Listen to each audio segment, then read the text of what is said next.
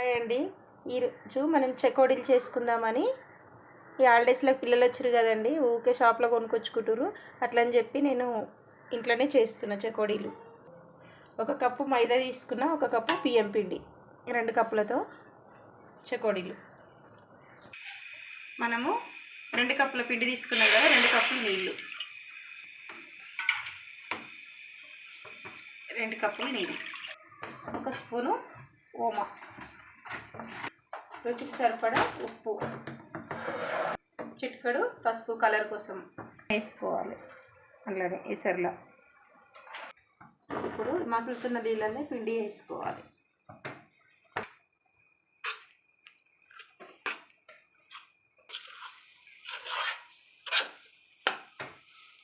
ఇప్పుడు మూతేసుకొని ఒక 10 నిమిషాలు పిండి నాననిద్దాం.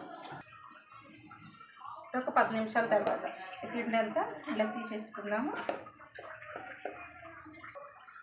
ఇట్లా కొంచెం పిండి తీసుకొని పీట మీద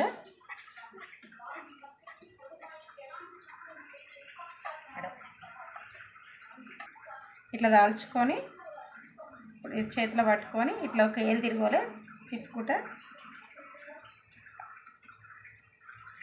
ఇట్లా అన్నీ చెకోడీలు చేసేసుకోవాలి. అంత పిండి అంతా ఇట్లనే చేసుకోవాలి.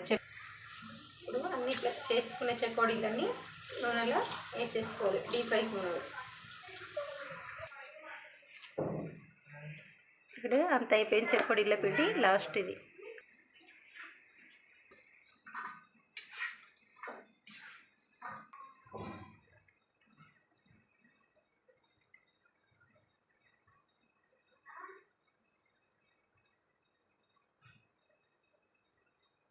ఈజీగా ఇట్లనే ఏలు తిరగలు చుట్టి తీసేసుకోవాలి.